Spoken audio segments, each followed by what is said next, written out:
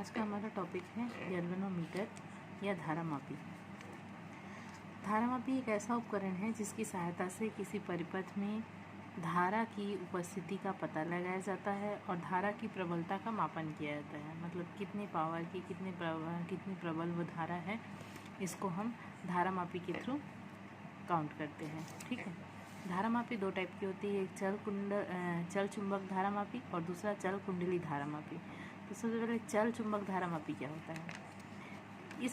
इस प्रकार के धारामापी में चुंबक जो है स्थिर चुंबक होता है और कुंडली विक्षेपित होती है। इसे हम चल चुंबक धारामापी कहते हैं, मूविंग कॉइल गैल्वेनोमीटर। इसमें इसका सिद्धांत क्या है कि जब किसी भी धारावाही कुंडली को एक समान चुंबकीय क्षेत्र में रखा जाता है, कोई कुंडली है जिसको एक समान चुंबकीय क्षेत्र में रखा गया है, तब उसका तल चुंबकीय क्षेत्र के समांतर और उसका चुंबकीय तल के समांतर रखा गया है, तब उस पर कार्य करने वाला विक्षेपक बल आघूर्ण का मान जो है अधिकतम होता है, मैक्सिमम होता है। तब यह बल आघूर्ण कुंडली के तल को, जैसे ये मान लो कि इस तरह से ये कुंडली है, ठीक है, ये इस तरह से कुंडली है, ये कुंडली है मान लो, और इसको एक समान चुंबकीय क्षेत्र यानी कि वेक्टर बी में इसको रखा गया है। ठीक, तब क्या होता है कि इस पर कार्य करने वाला बल, तो ये एक बल इसमें यहाँ पे काम करेगा, एक बल इस यहाँ पर काम करेगा। ये इसको इधर लाने का प्रयास कर रहा है, ये वाला बल इसको इस साइड ले जाने का प्रयास कर रहा है।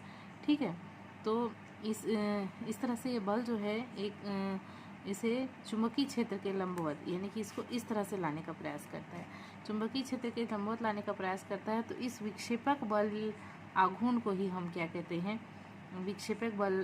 तो ये एक बल युग्म का निर्माण करते हैं और इसे हम विक्षेपक बल युग्म आघूर्ण कहते हैं और इसको हम टाउ से रिप्रेजेंट करते हैं। ठीक है, तो टाउ से रिप्रेजेंट करते हैं, तो tau is equal to NIAB।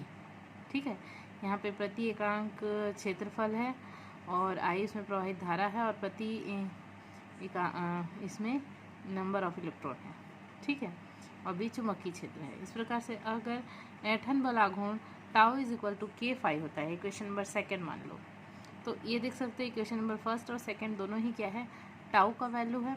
ठीक है, तो दोनों इक्वेशन क्या हो सकते हैं, आपस में बराबर हो सकते हैं, तो हम इसको लिखेंगे NIAB इक्वल टू K5। ठीक है, NIAB इक्वल टू K5, ये लिख लिया हमने। अब क्योंकि यहाँ पर NIAB is equal to K5, अब हम इसमें से I का वैल्यू काउंट करेंगे, तो ये जो टर्म है NAB, ये सारा का सारा क्या हो जाएगा, इधर आ जाएगा। तो क्योंकि यहाँ पर अंश के रूप में है तो यहाँ पर हर के रूप में आ जाएगा, K5/NAB ये हो गया। ठीक है, ये जो पूरा टर्म है, ये वाला जो पूरा टर्म है, ये क्या है, नियतांक है, कांस्टेंट है। तो फिर इसको हम लिख लेंगे I is equal to K theta, sorry ये पूरा का पूरा वैल्यू जो है नियतांक है, फाई NAB ये पूरा का पूरा नियतांक है। तो यहाँ पर हम लिख लेंगे, इसके जगह हम थीटा का वैल्यू काउंट करेंगे।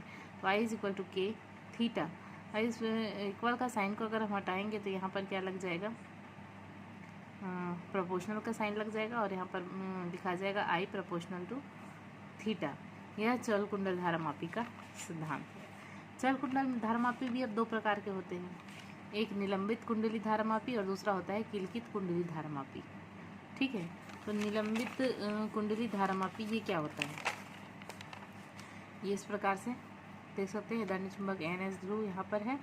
इस धारामापी में कुंडली को एक चुंबक ध्रुव खंडों के बीच एक निलंबन तार की सहायता से लटका दिया जाता है। ठीक है, यहाँ पर एक निलंबन तार की सहायता से इसको लटका दिया जाता है और कुंडली के विक्षेप को लैंप और पैमाने की व्यवस्था के द्वारा ज्ञात किया जाता है। और इसमें ये एक उसकी वो है, ये इसकी पेंच है जिसको उसको घुमा करके सेट करते हैं। कॉनकेव मिरर यानी कि अवतल दर्पण है। ठीक है, इस प्रकार से निलंबित कुंडली की धारामापी की ये डायग्राम, और जब जो भी विक्षेप होगा तो ये धारामापी का जो मापक है रीडिंग लेने का, इस पे ही देखा जाएगा कि कितना मतलब इसका रीडिंग आया है, क्या माप है इसमें, धारा की जो मतलब कितने एम्पियर की धारा है, ये हम इसी रीडिंग के माध्यम से यहाँ पर काउंट करेंगे। यहाँ पर 1 2 3 4 5 इस तरह से लिखा होता है। ठीक है, दूसरी होती है हमारी किलकित कुंडली धारामापी। तो किलकित कुंडली धारामापी क्या होती है? इस धारामापी में कुंडली चुंबक के ध्रुवखंडों के बीच दो पाइवोट्स पर संतुलित होता है, दो पाइवोट्स पर संतुलित होता है या दो चूलों पर संतुलित होता है, और कुंडली के साथ एक संकेतक लगा होता है जो वृत्तीय पैमाने पर घूमता है। ये इसका डायग्राम है, ठीक है। ये एनएस ध्रुवखंड है, ये पायोट 1 और ये पायोट 2 है, ठीक। ये दोनों पर ही इस कुंडली को संतुलित किया जाता है। और धारामापी की सुग्राहिता, धारामापी की सुग्राहिता क्या है? Sensitivity of galvanometer. जब किसी भी धारामापी में अल्प धारा या धारा की कुछ मात्रा, धारा की अल्प मात्रा जो है प्रवाहित की जाती है, तो उसके सिरों पर लगने वाला और उसके सिरों पर भी अल्प वोल्टेज लगाया जाता है। तो अल्प वोल्टेज लगाया जाता है तब भी कुंडली में अधिक विक्षेप होता है। जब धारा अल्प है और वोल्टेज भी अल्प है लेकिन उसमें विक्षेप अधिक होता है, तो उस धारामापी की सुग्राहिता अधिक होती है। संट के फॉर्मूला से, संट के सिद्धांत वाले फॉर्मूला से हमको मिला है S = θ/I। चूँकि I = C/NAB × थीटा ये होता है, ठीक है। तो अब आप देख सकते हैं यहाँ पर इसमें हम क्या करेंगे, इसमें इस थीटा को, सॉरी ये I को हम इधर ट्रांसफ़र करेंगे और ये पूरा टर्म को हम इधर ट्रांसफ़र करेंगे, ठीक है। यहाँ पे देख लो, ये यहाँ पर क्या कर रहे हैं हम लोग, ये I को इधर ट्रांसफ़र कर रहे हैं और ये पूरा का पूरा टर्म को इधर ट्रांसफ़र कर रहे हैं।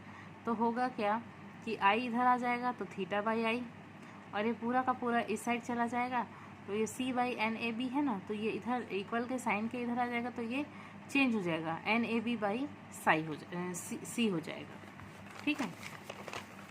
इस प्रकार से NAB/C = θ/I, क्योंकि S = θ/I होता है तो इसके जगह हम क्या पुट कर सकते हैं, S।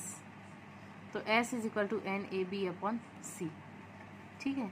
यही फॉर्मूला है इसके लिए। और धारामापी की सुग्राहिता के लिए क्या क्या होना चाहिए? तो कुंडली में फेरों की संख्या अधिक होनी चाहिए, कुंडली का जो क्षेत्रफल है वो अधिक होना चाहिए, चुंबकीय क्षेत्र का मान अधिक होना चाहिए, और निलंबन तार या स्प्रिंग के ऐंठन की दृढ़ता